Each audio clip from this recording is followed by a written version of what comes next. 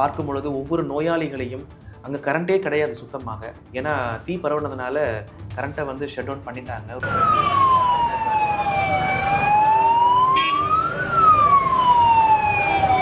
என்ன நீங்க அங்க ஒரு விபத்து நடந்திருக்குது, இங்க ஆம்புலன்ஸ் வருது, அதற்கு வழியாவது விடுங்க, கொஞ்சம் ஒதுங்கி நில்லுங்க, வாகனங்களை கொஞ்சம் தள்ளி நிறுத்துங்கன்னு ரொம்ப நொந்துக்கிட்டாங்க. ஆனா யாரும் எந்த கேட்பாடும் கிடையாது.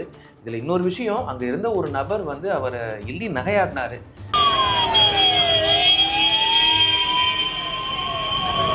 இந்த இடத்துல பாத்தீங்கன்னா கிட்டத்தட்ட 25க்கு மேல இருக்கிற நோயாளிகள்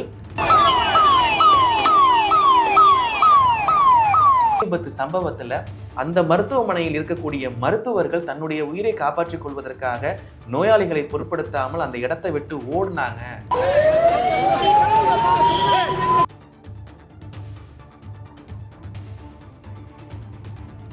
இன்றைய தினம் திண்டுக்கல்ல ஒரு சோகமான தினம் அப்படின்னு சொல்லலாம். ஏன்னா திண்டுக்கல் திருச்சி தேசிய நெடுஞ்சாலையில இயங்கி வந்து கொண்டிருந்த சிட்டி மருத்துவமனையில் ஒரு மிகப்பெரிய ஒரு தீ விபத்து ஏற்பட்டிருக்கு. கிட்டத்தட்ட ஒரு 25க்கும் மேற்பட்ட நோயாளிகள் அந்த மருத்துவமனை சிகிச்சை பெற்று இருக்கிறாங்க. இந்த சம்பவம் நடைபெறும் சமயத்தில் இது ஒரு ரொம்ப இக்கட்டான சூழ்நிலைன்னு சொல்லலாம். ஏன்னா அந்த அளவுக்கு பதற்றமாக இருந்தது அந்த இடம். இந்த சம்பவத்தில் ஒரு 6 பேர் இறந்திருக்கிறாங்க. நள்ளிரவு ஒரு 1 மணி வரைக்கும் இருக்கக்கூடிய தகவல் இது. 6 பேர் இருந்திருக்கிறாங்க. இதில் ஒரு குழந்தையும் இருந்திருக்கிறதாக ஒரு சோக செய்தி வந்திருக்கு. இந்த சம்பவம் எப்படி நடைபெற்றிருக்குன்னா, அந்த வரவேற்பு அறையில் இருக்கக்கூடிய ஒரு கணினியிலிருந்து மின்கசிவு ஏற்பட்டிருக்கு அப்படின்ற தகவல் வந்து தெரிவிச்சிருந்திருக்கிறாங்க. இதனால் அந்த பகுதி முழுவதும் தீ பரவி, அங்கே இருக்கக்கூடிய லிஃப்ட்டில் தீ பரவி பார்க்கும் பொழுதே அந்த அளவு ஒரு பதட்டமான ஒரு சூழல். அந்த இடத்துக்கு நேரடியாக போய் நம்ம பதிவுகளுக்காக போயிருந்தோம். ரொம்ப மனசு கஷ்டமாக இருந்தது. பார்க்கும் பொழுது ஒவ்வொரு நோயாளிகளையும் அங்கே கரண்ட்டே கிடையாது சுத்தமாக. ஏன்னா தீ பரவுனதுனால கரண்ட்டை வந்து ஷட் டவுன் பண்ணிட்டாங்க. ரொம்ப ஒரு இருட்டான ஒரு சூழல். ஒரு பாலம் உங்களுக்கு தெரிஞ்சுக்கும், திண்டுக்கல் திருச்சி அந்த தேசிய நெடுஞ்சாலை இருக்கக்கூடிய அந்த ஒரு முக்கியமான சிட்டி ஹாஸ்பிட்டல் பாலம்னு சொல்லுவாங்க.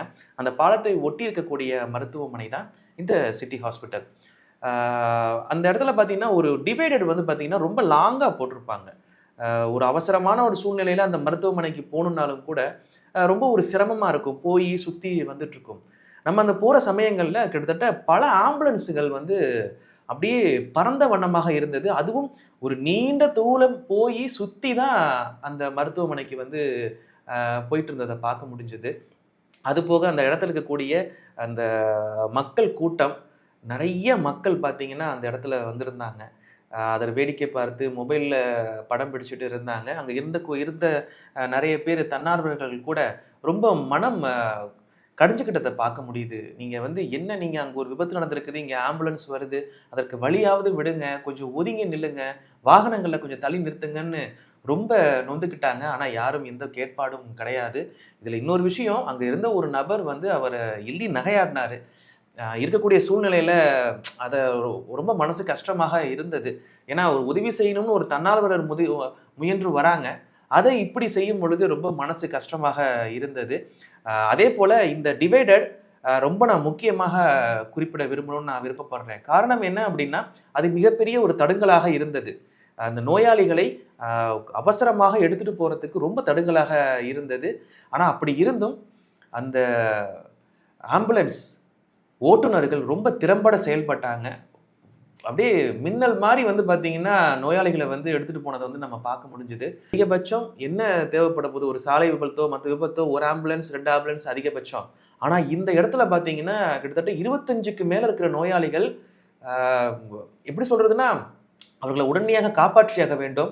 ஏற்கனவே அவங்க நோயினால் பாதிக்கப்பட்டு தான் மருத்துவமனையில் அனுமதிக்கப்பட்டிருக்கிறாங்க. இருப்பினும் அவர்களை அந்த தீயினால் வந்து ஏற்பட்டக்கூடிய புகை எந்தளவு பாதிப்பு ஏற்படுத்தியிருக்கும் அப்படின்றத யோசிக்க முடியுது. ரொம்ப அது யோசிக்க முடியுது. அவர்களை சீக்கிரம் அந்த இடத்துல இருந்து கடத்தி கொண்டு போய் வேறொரு மருத்துவமனையில் அனுமதி செய்கிறதுல வந்து ரொம்ப துரிதமாக செயல்பட்டாங்க. ஸோ இந்த இடத்துல ரொம்ப திறம்பட செயல்பட்டது தீயணைப்பு படையினரை அடுத்து ஆம்புலன்ஸ் டிரைவர்ஸ் தான் நான் சொல்ல முடியும். தீயணைப்பு படையினரும் ரொம்ப திறம்பட செயல்பட்டு சீக்கிரமே அணைச்சிட்டாங்க. இந்த சம்பவம் குறித்து நடவடிக்கை எடுக்கப்படுவதாகவும், என்ன நடந்திருக்கு அப்படின்றதுல பின்னர் தெரிய வரும். எப்படி சொல்றதுன்னு வந்து தெரியல. அந்த காட்சிகளை நேரடியாக பார்க்கும் பொழுது உண்மையிலேயே மனதுக்கு வந்து ரொம்ப கஷ்டமாக இருந்தது.